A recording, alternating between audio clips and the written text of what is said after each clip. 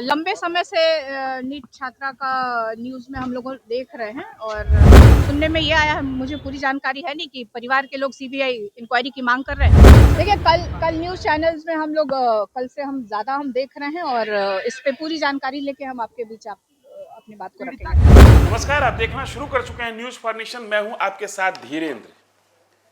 हम फिर चर्चा कर रहे हैं शंभू गर्ल्स हॉस्टल कांड की।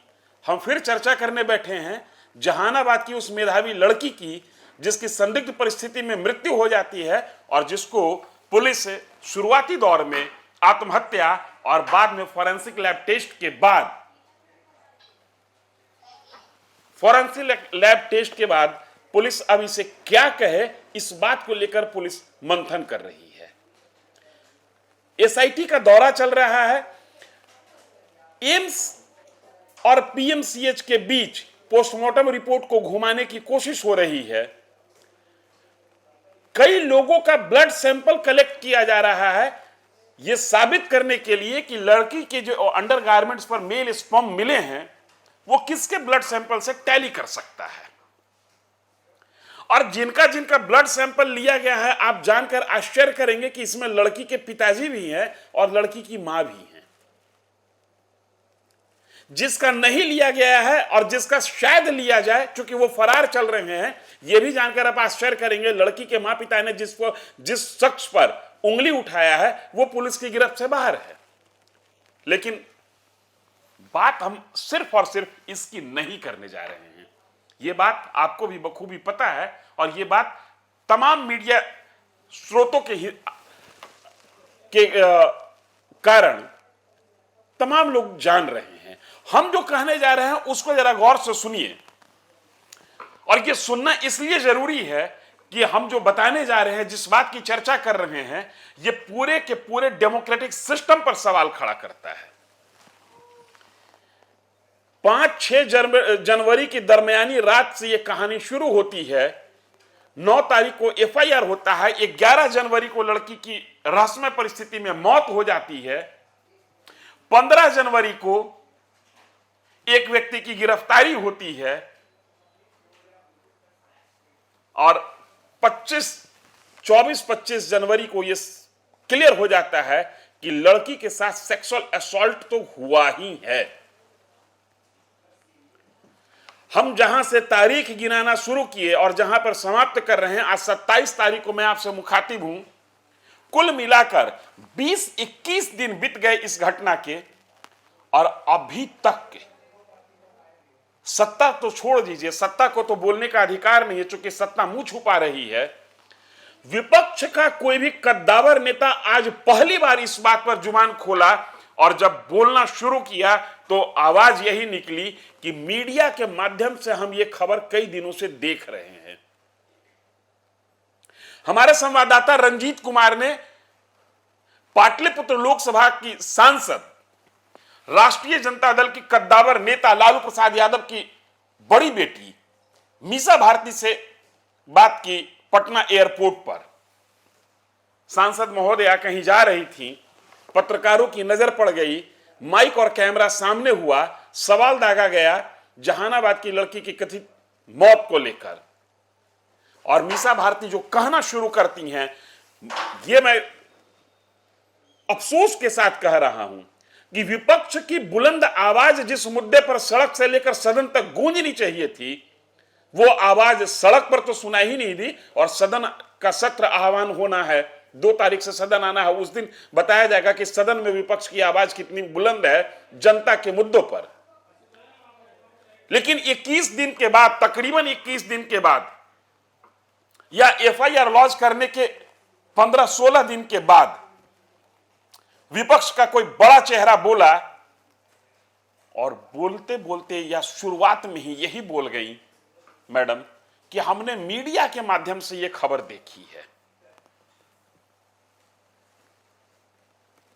अपेक्षा थी कि सत्ता जब 205 सीट पाकर मदमस्त हो चला तो विपक्ष उसके चेताए, विपक्ष उसके कान मरोड़े और बताए कि जनता के मुद्दों पर सत्ता की जिम्मेदारी है क्या। लेकिन ऐसा हुआ नहीं। और ऐसा भी नहीं है कि इस बीच में विपक्ष के नेता कुछ कर नहीं रहे थे। दही चूड़ा पार्टी से लेकर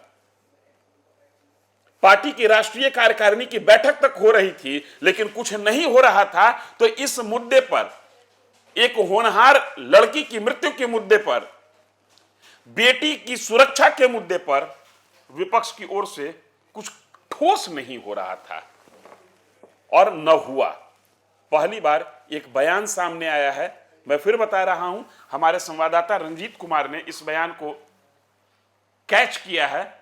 हम छोड़े जा रहे हैं आपको इस बयान के साथ, और हम छोड़े जा रहे हैं आपको सत्ता विपक्ष और लोकतंत्र की उस कड़ी के साथ जिसमें विपक्ष से क्या अपेक्षा होती है, सत्ता से क्या अपेक्षा होती है। अभी तक उन पे कुछ कार्रवाई नहीं की गई है, सिर्फ एक थानाध्यक्ष को निलंबित किया गया। देखिए, लंबे समय से नीट छात्रा का न्यूज में हम लोग देख रहे हैं, और ये दुर्भाग्य है कि एक तरफ डबल इंजन की सरकार है और हमेशा महिलाओं के सशक्तिकरण की बात करती है, महिला की सुरक्षा की बात करती है, और एक बेटी के साथ इस तरह की घटना घट जाती है, बहुत ही दुखद है। और उस परिवार के साथ महिला होने के नाते और एक माँ होने के नाते मेरी संवेदना है, और राष्ट्रीय जनता दल हमेशा उस परिवार के साथ खड़ा है।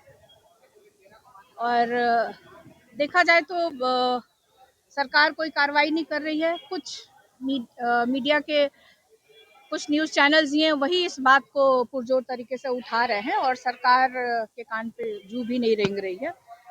और अभी आप देखिए किस तरह से उसके परिवार के लोग कह रहे थे कि इसकी कार्रवाई होनी चाहिए। जो हॉस्पिटल में उसका इलाज हुआ, प्रॉपर तरीके से उसका इलाज नहीं हुआ, और जो एक थाना अध्यक्ष थी, उनके खिलाफ भी परिवार का था कि प्रॉपर तरीके से उनका कंप्लेन नहीं सुना गया या उसकी जांच नहीं की गई। तो कार्रवाई होनी चाहिए, जो लोग दोषी हैं उस पर कार्रवाई नहीं होनी चाहिए। मेरा तो ये कहना है कि शायद सुनने में ये आया है, मुझे पूरी जानकारी है नहीं, कि परिवार के लोग सीबीआई इंक्वायरी की मांग कर रहे हैं। तो सरकार को सीबीआई इंक्वायरी सौंप देनी चाहिए, ताकि सही तरीके से उसकी जांच हो करके। और ये कोई पहली घटना नहीं है।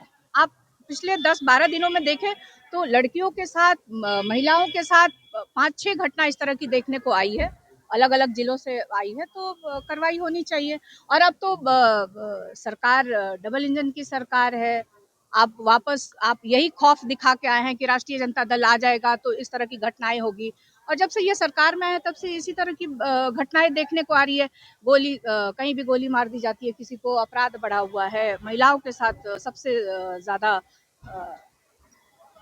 बिल्कुल बिल्कुल बिल्कुल, राष्ट्रीय जनता दल अपनी तरफ से पूरी कोशिश करेगी कि बजट सेशन में हम लोग इस बात को वहाँ पे रखने का काम करें। यूजीसी कानून को लेकर विरोध हो रहा है, ब्यूरोक्रेट जो है। देखिए, कल न्यूज चैनल्स में हम लोग कल से हम देख रहे हैं, और इस पे पूरी जानकारी लेके हम आपके बीच अपनी बात को रखेंगे। के माता पिता का डीएनए टेस्ट किया गया है, क्या लगता है कि लिपापोती की जा रही है?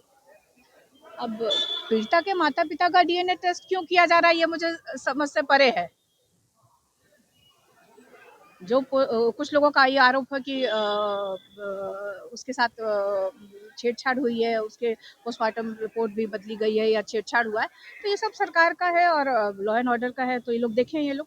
शकील अहमद खान ने आरोप लगाया और उन्होंने दावा किया है कि मुझे धमकी दी जा रही है। जब से मैंने राहुल गांधी को डरपोक नेता कहा है, मुझे धमकी दी जा रही है। कांग्रेस के नेता, तो कौन से शकील अहमद? जो केंद्रीय मंत्री रहे हैं। और अच्छा, तो उन्होंने राहुल जी पे कोई कमेंट किया है? डरपोक नेता उन्होंने कहा था। अब ये तो मोबाइल है, और आजकल तो टेक्नोलॉजी का जमाना है, तुरंत सीडीआर निकल जाएगा कि धमकी देने वाला कौन है। वो भी बिहार में बैठे हैं, डबल इंजन की सरकार है, सुशासन की सरकार है, तो तुरंत पता चल जाएगा कि धमकी कौन दे रहा है। उसको पकड़िए और कार्रवाई करिए कि आखिर ऐसा क्यों धमकी दे रहा है वो कोई। रोहिणी एसआर लाइन ट्वीट कर रही है, राजकोषी को लेकर उन्होंने देखिए, अब वो ट्वीट कर रही हैं, क्यों कर रही हैं, क्या कर रही हैं, तो वही बताएंगी ना, तो वही बताएंगी। सही जवाब तो वही दे पाएंगे।